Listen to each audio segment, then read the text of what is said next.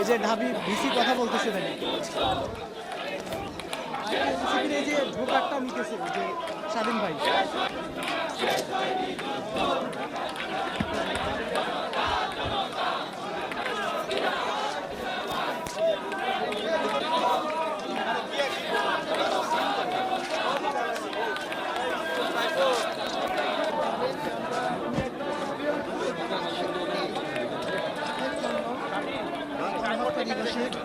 আমরা বেশ কিছু গুরুত্বপূর্ণ গবেষণা প্রকল্প হাতে নিয়েছি আমাদের সেন্টার ফর জেনারেশন স্টাডিজ